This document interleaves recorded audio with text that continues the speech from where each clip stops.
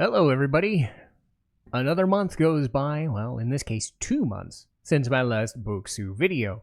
My name's Citizen Strife, and as you can see, I have a Bokksu, but I have 2 of them. So, what happened was last month, instead of getting them in a locker like I'm supposed to and grabbing them when I was supposed to get my mail, I ended up waiting a month until just this afternoon when I got home and the mail guy was there because apparently they changed their hours from the morning when I used to grab the things to midday. So I was never able to really grab the things because I was always at work. Well, today was different. I managed to get home just in time to grab this from the mailroom.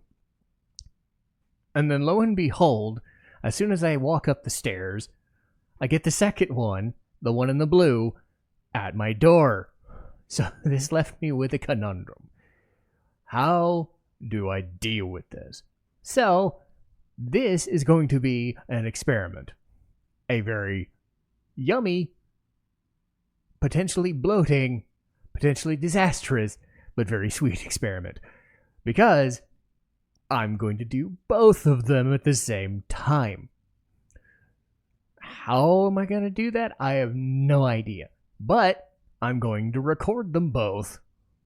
And I'm going to make pictures of both. So pictures of the August Bokksu are going to be on the left. Pictures of the right.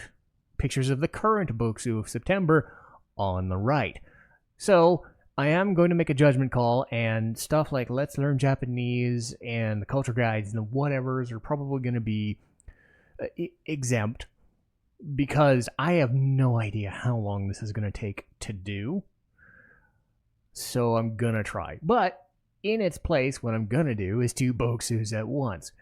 And I am going to try both things at once. So each time I make a recording of my reactions of things, you're going to be seeing split screen, basically.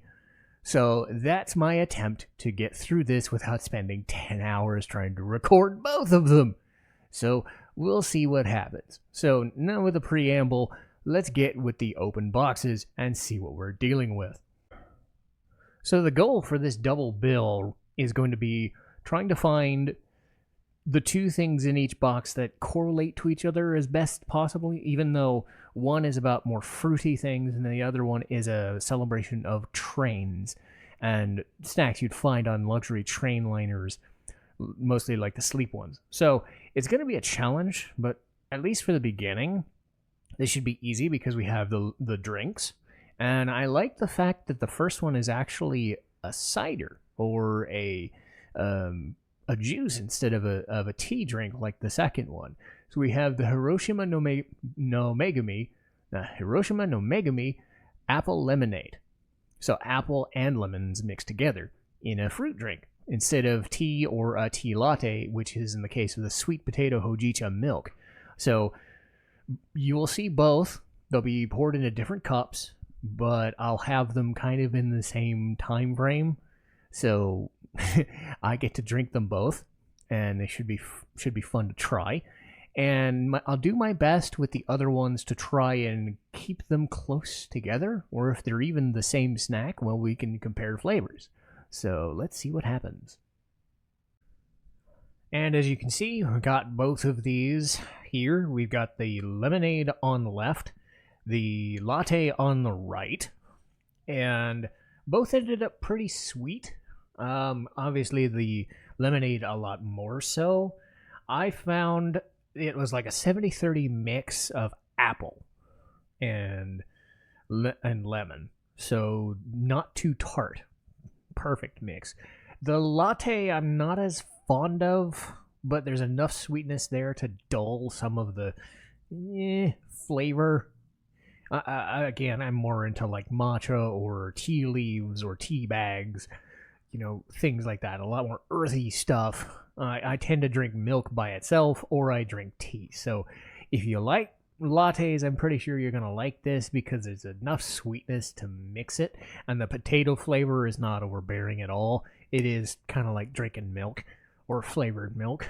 But of the 2, I would say the lemonade wins hands down. The Tsukiri Ume Arare and the Petite Sesame Taito Crackers. So these are kind of smallish crackers, so they fit well enough together. The umirari is made out of plum, while the sesame has different kinds of seeds and nut seeds and things, along with some honey. On the left, we had a very sour soft cracker. You bite into it, it's pretty thin, but that flavor is insanely sour. That stuck with me for a little while. I'm kind of glad I had the chaser in the right hand side, the Taito crackers. They were a lot sweeter, kind of a hearty sweetness, so a big thick sweet flavor. If you like the sour, I would definitely go for the arare on the left, but if you're not, go elsewhere. A pineapple donut and a Hitoiki Cafe strawberry stick cake. So one is filled with pineapple, one is filled with strawberry. Maybe they both win. The pineapple donut tastes like it sounds. It tastes like a donut caked in pineapple. But I think what gives it the edge, it has more flavor. The strawberry cake, if you weren't told it was strawberry, you wouldn't really notice. You'd notice it was a milk paste or kind of Twinkie-esque in some kind, but the donut has more fruity sweetness. So it fits more in line with what it's trying to be. So the edge for this one goes to the pineapple. I wasn't trying to make this a head-to-head thing, but it sort of naturally ended up becoming that, so they're coming out pretty even so far. Two types of sable cookies, orange and coffee. Knowing me, I bet orange is gonna win. It's probably a good sign when both cookies break as soon as I open them. Of course, the orange sable broke less, but that had more to do with its consistency. The first thing I noticed is the orange sable is a soft cookie, kind of like if anybody's ever had peanut butter cookies, like homemade cookies, they're very soft. There's a chocolate insert in there as well, so it's more of a chocolate cookie than an orange, but it's there. The coffee sable, I mean, it wasn't as thick and just annoying as I was expecting the coffee to be. Hits at first, and there's a little bit of sugar at the end to cut back on it, but this was doomed from the start, I think. The Shine Muscat Grape Daifuku Mochi and the Matcha Latte Daifuku Mochi. So two types of mochi with two distinctly different feels, I'm sure. These taste exactly how they look. The Muscat Mochi has slight grape, pretty good, easy to eat mochi. The matcha, it takes a while to get through the sugar, and once you do, there's an intense tea matcha earthiness. And, you know, results vary on that sort of thing. I'm not the biggest matcha eater as opposed to a drinker. So, you know, if you like matcha, you're going to get a lot of it in that. Pure potato yuzu pepper and potato chips mentai mayo. Two different sorts of brands and probably two different types of flavors. So yuzu pepper and mayo with beef umami flavor. Not sure how either of them is going to be, but they're probably going to be hearty. Neither of these chips really grabbed me. The yuzu chips on the left, very sour for a potato chip. Anyway, it's got a lingering sourness to it that turned me off. The mentai chips, like, ever so much like barbecue, like the sweetness of that. So, like, if you're into that, you'll like those. I'm not really a barbecue guy on most times, so this one just kind of for me. They both were. Millet biscuits, lemon flavor, and the Horo Shio cookie. So these look like different variations of slightly salted cookies. One lemon, and 1 butter. Sheesh, those lemon biscuits are sour. Freaking sour like the thing from before. Yeesh, dude. At least the Horoshio cookie was exactly as advertised, a nice, soft butter flavored cookie. Yeesh. So sour.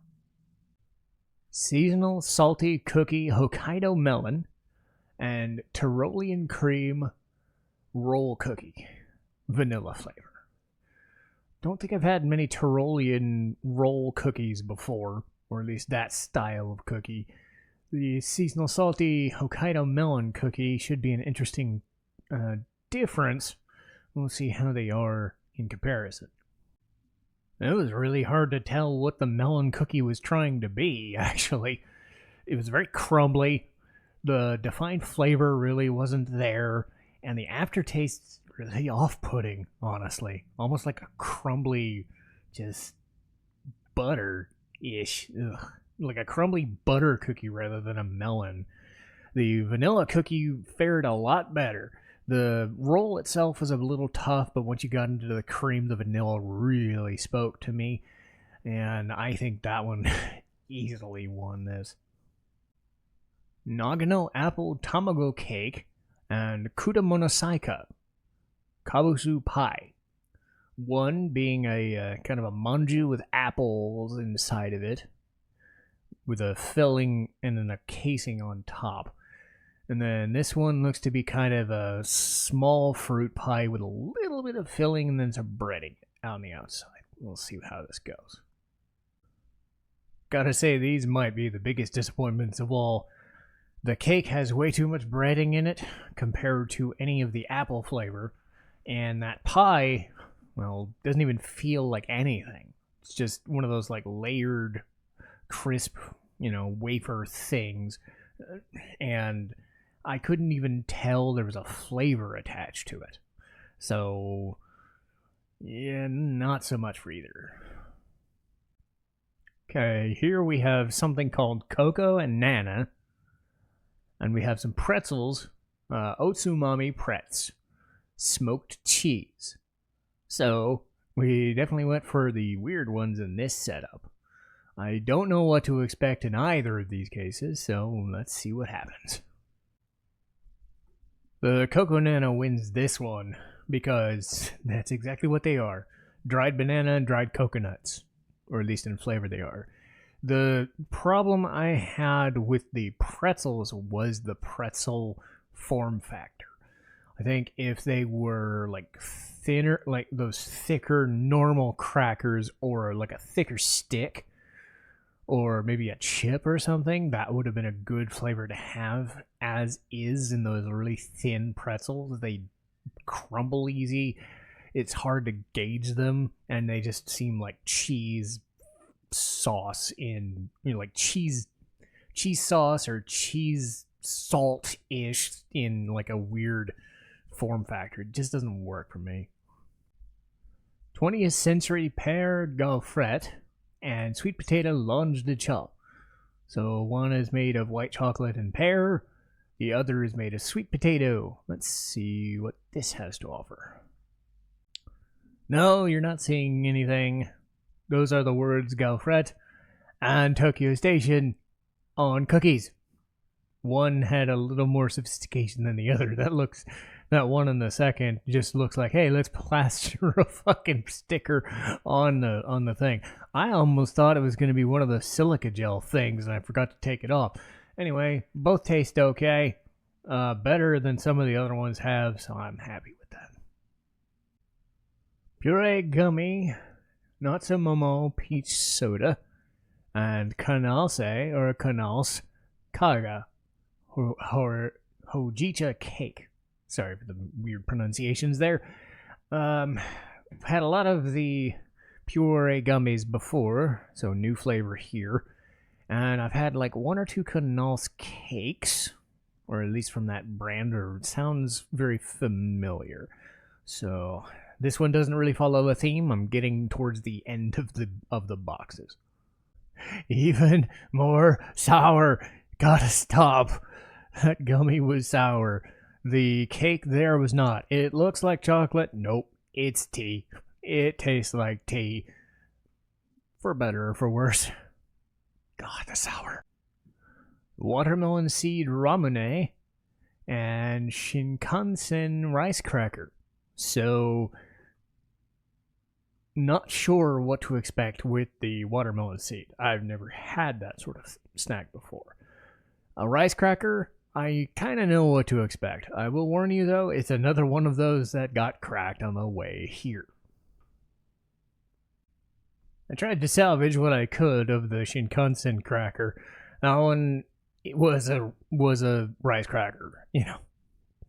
Pretty airy, pretty big, salty, pretty straightforward. It has the Shinkansen logo in the thing too, from what I could get. The watermelon seed was more distinct. Didn't taste like ramune, unless ramune is just all soda sugar, which I guess that's what it is. I was expecting a little bit of sweetness, but I'm guessing they just shaped them like watermelon. But there was no salt in there at all. That was all sugar. Not bad, though. Kanten yuzu shibori jelly and cashew nuts bone. So, a little bit of jelly, a little bit of sweet stuff, and a little bit of a motorcycle running by. Go me. Another meh offering. The jelly was just an odd consistency, I think, and the cashew bone was very sticky for what they gave you. I don't think the nut flavor and all the stickiness worked out so well. It sounds like I'm being really harsh on this. It's just been so much food.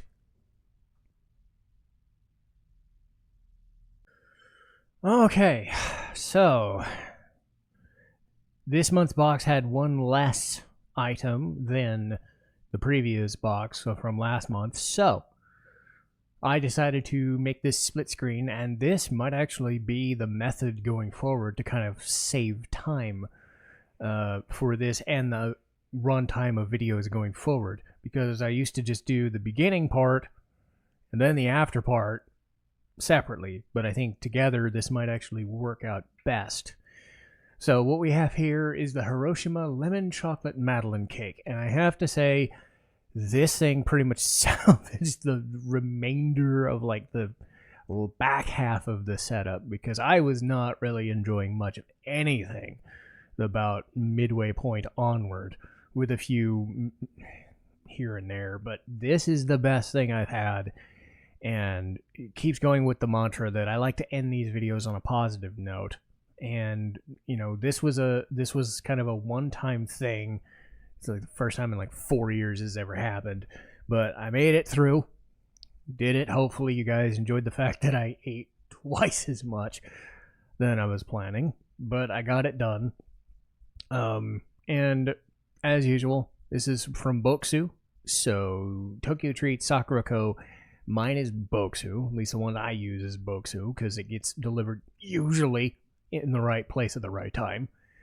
But 40 to 50 bucks a month, and I get to do these videos every month and enjoy it. And I think it's a zen sort of thing for me, at least in most cases. I think this month was one of those weirder ones where I didn't really feel it, but I think it was more due to how long it took to get this, how long it took to eat all of them, and just kind of finagling, you know, the process. But I got it done, and hopefully this video ends up to people's satisfaction, and then I get to go to sleep with my head held high and a stomach full of candy and junk. So I will work it off, but it'll take a while. So see you guys next month, I hope.